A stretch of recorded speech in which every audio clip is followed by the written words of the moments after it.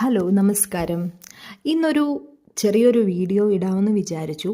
എന്താണെന്ന് വെച്ച് കഴിഞ്ഞാൽ ചെറിയ ചെറിയ കാര്യങ്ങൾ നമ്മുടെ ലൈഫിൽ പല ആൾക്കാരുടെയും എക്സ്പീരിയൻസ് നമുക്കെപ്പോഴും ഒരു മോട്ടിവേഷനാണ് വരുന്നത്. നമ്മളെപ്പോഴും അനുകരിക്കുകയല്ല ചെയ്യുന്നത്. അതിന് പകരം നമ്മൾ അവരത് എങ്ങനെയാണ് അവരുടെ ട്രിക്കായിട്ടുള്ള കുറേ കാര്യങ്ങളെന്ന് മനസ്സിലാക്കി നമ്മളത് അപ്ലൈ ചെയ്യുകയാണ് ചെയ്യേണ്ടത്. പലപ്പോഴും നമ്മുടെ ലൈഫിൽ നമ്മൾ അനുകരണങ്ങളാണ് കൊണ്ടുവരുന്നത്. അതായത് ഒരാൾ ചെയ്യുന്ന പോലെ വേറൊരാൾ നമ്മൾ ചെയ്തു കഴിഞ്ഞാൽ നമുക്കതുപോലെ തന്നെ ആവാം, അല്ലെങ്കിൽ നമുക്കതുപോലെ തന്നെ റിസൾട്ട് വരും എന്ന് തെറ്റിദ്ധരിച്ചുകൊണ്ടാണ് നമ്മൾ പല കാര്യങ്ങളും ചെയ്യുന്നത്. സോ അനുകരണത്തിന് വരെ നമ്മളൊരു കാര്യം മാതൃകയാക്കിക്കൊണ്ട് നമ്മളത് നമ്മുടെ ലൈഫിൽ ഇപ്പോൾ ഒരു എക്സാമ്പിൾ പറഞ്ഞു കഴിഞ്ഞാൽ നമുക്കിപ്പോൾ ഒരു സ്കിൻ അലർജിയോ അല്ലെങ്കിൽ പിമ്പിൾ ഉണ്ടെങ്കിൽ വേറൊരാൾ അത് യൂസ് ചെയ്തിട്ട് ഒരു ഓയിൽമെൻറ്റ് യൂസ് ചെയ്തതുകൊണ്ട് ഞാൻ യൂസ് ചെയ്ത് കഴിഞ്ഞാൽ എനിക്കത് മാറും എന്നുള്ളൊരു തെറ്റിദ്ധാരണ ഉണ്ടാവും. സോ ഞാൻ അതേ പ്രോഡക്റ്റ് തന്നെ ഒരു ഡോക്ടറിനെയും കൺസൾട്ട് ചെയ്യാതെ ഞാൻ തന്നെ എടുത്തിട്ട് അത് മുഖത്തൊക്കെ ഇടുമ്പോഴത്തേനും ചില പല പ്രശ്നങ്ങളും ബേസിക് അതിനുണ്ടാവും. അപ്പോൾ ഞാൻ എന്താ ചെയ്യേണ്ടത്? ഒരു ഡോക്ടറിനെ കൺസൾട്ട് ചെയ്യുക, അല്ലെങ്കിൽ എൻ്റെ സ്കിൻ കറക്റ്റായിട്ട് ഒരു സെൻസിറ്റീവ് ആണോ, ഡ്രൈ സ്കിൻ ആണോ, അതോ നോർമൽ ആണോ, കമ്പൈൻ ആണോ, എന്താണെന്ന് മനസ്സിലാക്കിയിട്ട് അതിന് വേണ്ടിയിട്ടുള്ള എന്താണോ പറ്റുന്നത് അത് ഞാൻ യൂസ് ചെയ്യാം. ഒരു എക്സാമ്പിളാണ് കേട്ടോ ഞാൻ പറഞ്ഞത്. അപ്പോൾ അതുപോലെ തന്നെയാണ് എല്ലാവരും ഓരോരുത്തരുടെയും ജീവിത രീതി, ജീവിതത്തിൻ്റെ വളർന്ന സാഹചര്യങ്ങൾ, ജീവിച്ച സാഹചര്യങ്ങൾ, ഇപ്പോൾ ജീവിച്ചുകൊണ്ടിരിക്കുന്ന സാഹചര്യങ്ങൾ, അതുപോലെ പിന്നെ ജോലിയാണെങ്കിലും ഒരു ഡേ തന്നെ അവരുടെ ലൈഫിൽ നടക്കുന്ന കാര്യങ്ങളാണെങ്കിലും എല്ലാം, മൈൻഡ് സെറ്റ് ആണെങ്കിലും എല്ലാം ഡിഫറെൻ്റ് ആണ്. ഒരാളെപ്പോലെ ഒരേ രീതിയിലുള്ള വേറൊരാളില്ല. അപ്പോൾ ശരിക്കും നമ്മൾ അനുകരിച്ച് കഴിഞ്ഞാൽ നമുക്കത് പലപ്പോഴും അപ്ലൈ ചെയ്യാനായിട്ട് സാധിക്കത്തില്ല. അപ്പോൾ നമ്മൾ എന്താ ചെയ്യുക? പല കാര്യങ്ങളും നമ്മൾ ട്രിക്ക്, അതായത് പലരും ഇപ്പോൾ ഒരു എക്സാമ്പിൾ പറയുകയാണ്, ഇപ്പോൾ ഒരാൾ പറയുകയാണ് നിങ്ങൾ ആ വഴിയിലൂടെ പോയി കഴിഞ്ഞാൽ ആ റോഡിൽ ഇന്ന മാതിരി ചില പ്രശ്നങ്ങളുണ്ട്, ഇപ്പുറത്തെ വഴി കൂടെ പോകൂ എന്ന് പറയുമ്പോൾ നമുക്ക് അങ്ങനെയുള്ള കാര്യങ്ങൾ, അതായത് നമ്മളുടെ ലൈഫിൽ നമ്മൾ നേരിടേണ്ടി വരുന്ന പ്രശ്നങ്ങൾ വരുമ്പോൾ ചില ട്രിക്കുകൾ അല്ലെങ്കിൽ ചില സൊല്യൂഷൻസ് നമുക്ക് മാതൃകയാക്കാം. അപ്പോൾ അതാണ് പ്രധാനമായിട്ട് നമുക്ക് ലൈഫിൽ ചെയ്യേണ്ടി വരുന്നത്. അപ്പോൾ ഇന്ന് ഇത്രയും പറയാനുള്ളൊരു കാര്യം എന്താണെന്ന് വെച്ചാൽ, പല ആൾക്കാരും എനിക്ക് മെസ്സേജ് അയച്ച് ചോദിക്കാറുണ്ട്, നിങ്ങൾ ജർമ്മനിയിൽ ജോലിയാണോ പഠിക്കുകയാണോ, പിന്നെ അത് എന്തൊക്കെ കാര്യങ്ങളാണ്, അത് എന്താണ് ചെയ്യുന്നതെന്നൊക്കെ ചോദിച്ച് കുറേ പേര് ഭയങ്കര ഈസി ആണെന്നൊക്കെയാണ് വിചാരിക്കുന്നത്. അപ്പോൾ പലപ്പോഴും ഒന്നും ഈസി അല്ല. നമ്മളെവിടെ സ്റ്റേബിൾ ആവണമെങ്കിലും നമ്മൾ അതുപോലെ സ്ട്രഗിൾ ചെയ്യണം. സ്ട്രഗിൾ എന്ന് പറഞ്ഞു കഴിഞ്ഞാൽ നമ്മൾ പോയിട്ട് പിന്നെ പാത്രം അങ്ങനത്തെ സ്ട്രഗിളല്ല ഞാൻ പറയുന്നത്. നമ്മൾ മെൻ്റലിയും ഫിസിക്കലിയും നമ്മളുടെ ഓരോ കാര്യങ്ങളിലും നമ്മൾ സ്ട്രഗിൾ ചെയ്ത് തന്നെയാണ് മുന്നോട്ട് പോകേണ്ടത്. പിന്നെ രണ്ടാമത്തെ കാര്യം, ഒന്നും എളുപ്പമല്ല. ഈ പുറത്തേക്ക് പോയിട്ടുള്ള ആൾക്കാരൊക്കെ തന്നെ ഈസി ആയിട്ട് പോയിട്ട് അവിടെ പിന്നെ മുന്നോട്ട് പോകുന്ന ആൾക്കാരല്ല. എല്ലാവർക്കും നമ്മുടെ നാട്ടിൽ നിൽക്കുന്നത് എങ്ങനെയോ അതിൻ്റെ ഇരട്ടി രീതിയിൽ തന്നെ നമ്മൾ സ്ട്രഗിൾ ചെയ്യണം. അതിപ്പോൾ എഡ്യൂക്കേഷൻ ആണെങ്കിലും വർക്കാണെങ്കിലും ഒക്കെ തന്നെ നമുക്കങ്ങനെ സ്ട്രഗിൾ എന്ന് പറയുന്നത് ഓവർ വർക്ക് ലോഡ് അല്ലെങ്കിൽ ഓവർ പഠിക്കാനുള്ള ലോഡ് അങ്ങനെയല്ല ഞാൻ ഉദ്ദേശിക്കുന്ന സ്ട്രഗിൾ എന്ന് പറയുന്നത്. നമ്മൾ നിലനിൽക്കണമെങ്കിൽ ബേസിക്കലി നമ്മൾ ചെയ്യേണ്ട കുറേ കാര്യങ്ങളുണ്ട്. അപ്പോൾ എനിക്കെന്ന് പറയുന്നത് പലപ്പോഴും ആളുകൾ ചോദിക്കാറുണ്ട്, പഠിക്കുകയാണോ ജോലിയാണോ, ഫ്രാൻസിൽ പഠിച്ചിട്ടുണ്ടായിരുന്നല്ലോ എന്നൊക്കെ. ഞാൻ ഫ്രാൻസിൽ സ്റ്റുഡൻ്റായിട്ട് പഠിച്ചതാണ്. ജർമ്മനിയിൽ ഞാനിപ്പോൾ ജോലി ചെയ്യുന്ന ഒരാളാണ്. അപ്പോൾ ഞാൻ വർക്ക് വിസയിലാണ് ഇവിടെ നിൽക്കുന്നത്. സോ അവിടെ സ്റ്റുഡൻറ്റ് വിസയായിരുന്നു. എന്ന് വെച്ചിട്ട് ഈ യൂറോപ്പിൽ ഏതെങ്കിലും ഒരു രാജ്യത്ത് വന്നിട്ട് നമുക്ക് വേറൊരു രാജ്യത്തോട്ട് പെട്ടെന്ന് തന്നെ മൈഗ്രേറ്റ് ചെയ്ത് മാറാമെന്ന് വിചാരിക്കുന്നതും തെറ്റാണ്. ഒരിക്കലുമല്ല. ഓരോ രാജ്യത്തും അവരവരുടെ വിസ സംവിധാനങ്ങളുണ്ട്. നമുക്ക് ആ വിസ കിട്ടണമെങ്കിൽ നമ്മളതിന് അവർ പറഞ്ഞിട്ടുള്ള റൂൾസ് ആൻഡ് റെഗുലേഷൻസ് നമ്മൾ അനുസരിക്കണം. നമ്മൾ അതിനനുസരിച്ച് മാനദണ്ഡങ്ങളിൽ നമ്മളെപ്പോഴും ക്വാളിഫൈഡ് ആയിരിക്കണം. അത് എഡ്യൂക്കേഷൻ മാത്രമല്ല, എക്സ്പീരിയൻസ് മാത്രമല്ല, ഭാഷ ഉണ്ടാവും, അതിൽ പല പല കാര്യങ്ങളുണ്ടാവും.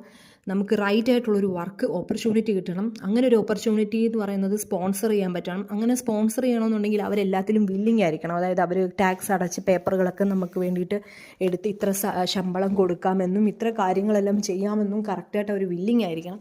അങ്ങനെ വില്ലിങ് ആയി അവരും കൂടെ അവരുടെ റിസ്കിൽ വേണം നമ്മളൊരാളെ അവർ ജോലിക്ക് വേറൊരു രാജ്യത്തു നിന്ന് എടുക്കാൻ വേണ്ടിയിട്ട്.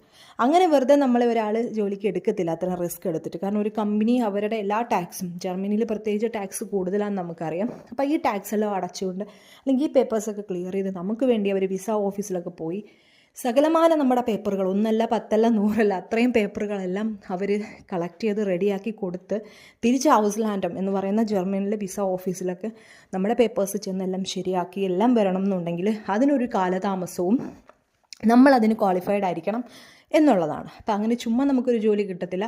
അതിനുവേണ്ടി നമ്മൾ നന്നായിട്ട് കഠിനാധ്വാനം ചെയ്ത് തന്നെയായിരിക്കണം കിട്ടുന്നത്. ഇപ്പം കൂടുതലായിട്ട് ഇവിടെ മാസ്റ്റേഴ്സൊക്കെ പഠിക്കാൻ വരുന്ന കുട്ടികൾക്കറിയാം, വർഷങ്ങളായിട്ടും ജോലി കിട്ടാത്ത ആൾക്കാരുണ്ട്.